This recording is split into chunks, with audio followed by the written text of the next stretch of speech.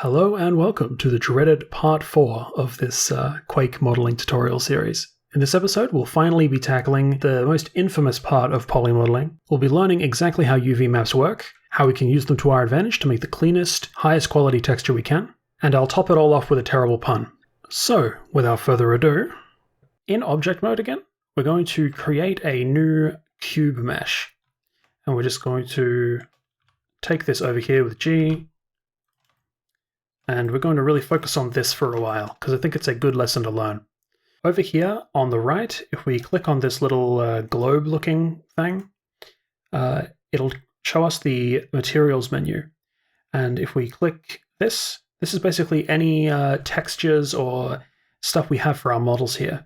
So let's change our viewport from the current solid shading to the textured shading. So if we hit Z, this will open up a pie menu for the different kinds of views you can do. So you can do wireframe, which if we go back over to our key, it'll show the wireframe view key. And these are very useful for certain different things, but the one we want right now is material preview. So this will really show off what our models really look like once they're in Quake. So the thing we need to do right now is that it's currently on principal BSDF. And what this will do is it will give you shading so you can see that there are highlights here, there are lowlights facing the camera, and back here it's more bright. This isn't accurate to how it will be done in Quake, because Quake has its own rendering engine, so we are going to have to eliminate most of the things in Blender that make textures look different. So over here there will be a surface, which is currently set to principal BSDF. We click on our cube again, and we'll change this from principal BSDF up to emission. Now, you'll see that the cube will change color into like a solid white. And the reason it does this is because it's currently removed all of the shading that we had from that original BSDF. So to show you what this does, we're going to go over here to color, and it's currently white. We're going to click on this little yellow dot and go to image texture. Now it's going to give you a bunch of settings. You need to change this from linear to closest, as linear is basically texture filtering.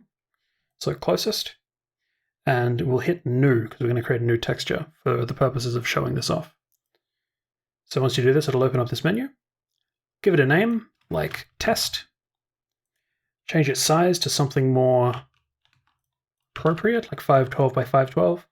We'll change our generated type from blank and color grid, not UV grid, because that is for things that are much higher textile density, or much higher density of texture anyway. So color grid. So once we hit OK, we'll see that it has applied the texture to these faces. In what way isn't currently obvious. So what I want you to do is go up here and click on the UV Editing Workstation. I'm going to stay over in layout though, just because I've had some bugs with screencast keys. So I'm going to change it to the UV editor. All right, so your view should look something like this. If it's not, so change your viewport to material preview with Z, by holding Z. So once you're over here, you'll see that if you click on your object and then enter object mode, on the left you will see the image that is being applied to this cube, and here you'll see a very familiar pattern to do with cubes. So this is the default unwrap for a cube, and as we can see, this is a bit like virtual papercraft. So if we think of each of these models as being unfolded and then being glued back together, we can then get an understanding of what UV unwrapping does. So if we say select this, so we go over to this view, and it has the exact same controls as the viewport, so we just press 3 for face select. We click on this little island here, this is what they're called, and we'll go over and we will press R to rotate it, just halfway or something. We'll look for this one. And as you can see, this face is currently being selected, and if as we move this around, it'll change the orientation of the texture on the face. So we'll just put that there. If you're not seeing things highlighted in the viewport when you click on them in the islands, just go up here and click on this little UV sync selection button. So what's the importance of this?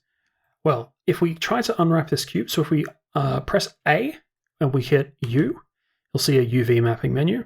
If we hit unwrap right now, it's going to fail. Now the reason it's failed is because it doesn't have enough, let's say, little papercraft gaps to fully wrap this texture around this model. So how are we going to add those gaps? Well, if we go into edge selection mode with 2, we're just going to click on this little edge here, and then fill all the edges around here, right-click, and hit Mark Seam. Now when you do this, you're not going to notice much already. That's because you need to unwrap once you make a change. So click Unwrap. Now, the cube textures are going to get a bit fucked up for a second, but this is good because it shows that this seam has a full papercraft like setup around it, but you would have to like crinkle the paper and like smush it in, and it would get very ruined trying to do papercraft like this. So how do we fix it and make it just like the original from the beginning? Well, think back to papercraft. You would add a seam to these faces here, or to these edges here. So let's right-click and hit Mark Seam.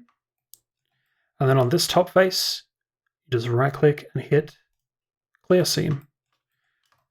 Now, if we unwrap that again, you'll see it's perfectly back to how it was in the original unwrap. So hopefully with that, you understand the basics of UV unwrapping. It's basically just a way for the computer to assign images to a face, and the relationship between them will kind of give you a good idea of how your textures can be applied to these faces. So let's go back into object mode and just delete this object. And go back over here. So now UV unwrapping is going to be different for everyone's model. So this will be probably one of the more challenging parts if you've deviated from this design, but that's good because there is many lessons to learn here. So if we if we go into edit mode, we can then make a new material for our dude here. Remember to change the surface from Principled BSDF to Emission, and change the color to the image here, just like before. Now it looks presentable because I cheated and I did this video once before, but let's disregard how this looks right now. Let's just ignore it. So if we go into face select now, we can start to really think about how we would unwrap this in a papercraft sense. So if I was to do it, let's really focus on this one little thing here. So I'm going to select linked, so that's L, and then Shift H to hide everything but what I've currently selected. So what would I do here? Well, there are points on the bottom and the top, so I don't need to worry about any singular faces connecting everything. So I would probably just glue them on these edges here, and that probably seems like the most straightforward. So you could select all of these edges and stuff, but you can do it a much more representative way of the outcome. So if we go into face selection mode and we just click on all the faces that we want in our little papercraft wedge, and then we press space and select boundary loop, we right click and then hit Mark Seam. Now, if we press A and then press U twice to unwrap it, you can see what we've done. We've done the exact same as we did on the cube, except on the key. So we've basically made this like sword-looking island out of it. So if we do this to the other side, so we select all these faces, space, select boundary loop, right-click and Mark Seam. Do that several times again. Sorry, if you don't have boundary loop, just type in boundary, and then select boundary loop should be there. You'll see what we've done now. So we've isolated these two sides, and these two sides are the only things holding this middle part together here.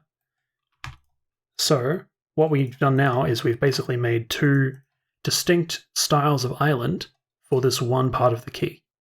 And this is good. The texture is being projected, and while the islands are a bit wonky, you can fix that up by doing the typical select and rotate stuff. Here's another tip I want to show you. So if you have two sides of a model that practically can't be seen at the same time, here is a good way to minimize the amount of texture space you're using on your relatively small Quake textures. So let me select this island over here. And then up the top, you'll see a familiar menu. This is the snapping menu. Snap to vertex. And we'll just drag this guy over to his mate. And now you'll see, despite them being the exact same, it's saving us so much space on the UV map, in such that we could scale this UV map up, and we could get a higher resolution out of a smaller texture just from stacking these two. And as you can see, the texture is a little bit blurry right now. And if you prefer that, you're wrong. So we're going to go over here, and under the image we've selected, go linear and change it to closest. Now we can really see the texture, textile density, and see if that's uniform. So let me explain textile density, because I realize I've just said that with no context. So if we go into a new mode, if we hold Control and Tab, and then we go to Texture Paint, it's just for a moment, and then we can drag a texture, like brush, across here, and we'll just wait a second. So we'll zoom in here. These two pixels here are pretty uniformly sized, but that was only after I increased the size of this island here. So what does this mean? Usually there are a lot of errors in the original Quake just because of how UV mapping worked at the time. But nowadays we have a much higher standard for this kind of thing. So if you can try to make your pixels about the same size for every single face, that's more optimal than using literally all the space you have on the UV sheet. So while keeping that in mind, we will try to continue to UV unwrap this model, but with this top part. Oh yeah, and we can also just stack these faces as well. So we go over here, and this one is the same as this other one, but it's been flipped. So we will scale -1 on the Z on the x-axis, sorry, y-axis, and that'll just flip the model upside down. Flip the island upside down. Sorry, just snap that to the face and move it back over here. If you can't move your islands when you're pressing G, or you can only move them while into snapping other things, it's because you've got snap on. For some reason, it disables moving the islands in a normal way. So let's go up here and press L, and we will Shift H this one again just to isolate the look of this one. Now this one is also pretty easy. For me, I would just select all of these faces, so these ones, and I would go to my boundary loop and I'd mark my seam. Just do the same on this side as well. Boundary loop, mark the seam. Now we unwrap this, we can see a small problem here. So these faces, so here's another tip. If we press L while we're hovering over an island, and then we go to our select linked menu and we hit seam, you will see all of the things that are currently selected in your island. So what that helps with is like this one piece of island is circular, so the UV unwrap is going to kind of fail. You need a termination point for the paper to be able to unwrap properly, right? Making this kind of thing in papercraft would be impossible. I don't know, I'm not a papercraft whiz, but definitely a UV mapping apprentice. So what we need to do here is we need to basically add a seam right here that terminates the texture into a nice As you can see, it's all nice and square now. Now, another problem with this, that it's a little bit invisible right now. Let's unhide the rest of our model. And let's hold Control Tab and go back to that texture painting I was doing before. And we can paint across here again. Now, you're seeing the problem right now. This face has way more textile density than this one. Now, we could scale down this face, but there is an issue with how this texture right here is being kind of stretched across down here, because there is not enough vertical space on your UV map to get the UV to be like have enough resolution. So what are we going to do? Well, this doesn't necessarily need to like it's in kind of a small part of the model and whatever, but knowing how to fix this is probably a good idea. So we've put a seam up here. So if we put a seam here, it'll split these two rings of seams into a distinct set. So if we do that again, you'll see that they're all nice and straight now. Here and here. And they're split up very well. So if we go back to the texture painting mode, it's still not perfect, but it is way better than it was before. And that's what you should be aiming for. All right, so the next part we're going to go over is actually making this area of the model, this UV map, usable for drawing onto, because we're going to be doing the next part in Krita, which is an open source drawing software.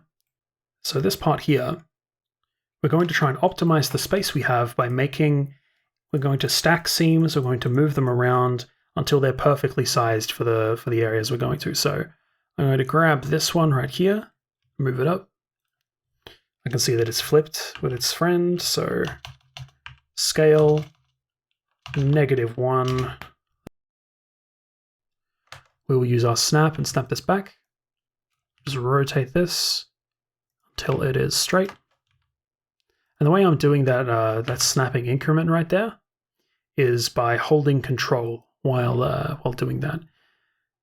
It makes it very easy. Someone commented that last video and I neglected to mention it. So we'll just snap these two together. Do the same here for these two peas in a pod. Remember to remove snapping if you want to remove things. And these two are just fine the way they are.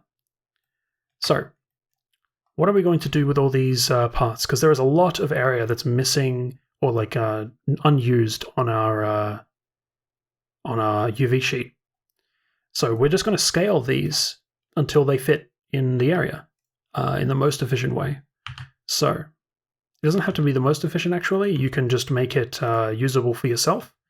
I personally am going to try and maximize the space while keeping it simple to draw on, drawing software.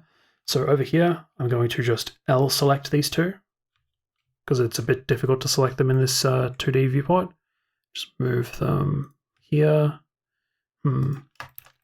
Just try to keep the UV textile density correct. So this could be scaled up a bit, because we're trying to, this is the one that's been moved. So the side is now the correct UV style, or UV size. Yep, that's about right. Okay, I will select these ones, just scale them up just a tad. And then I will select these two faces. These ones are stacked again. Just move them up. Give them a lot of prominence because this is the front of the model. All right. Now, once you've got everything stacked up, the next few videos, we're going to try and draw on this UV map. We're going to be exporting it into the program and getting the texture back into Blender and seeing how we can make this really our own with the texture. I hope you enjoyed this video.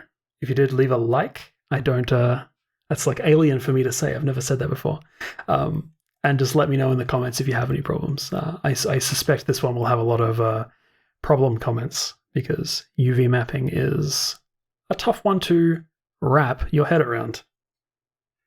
I'm so sorry. I'll see you later.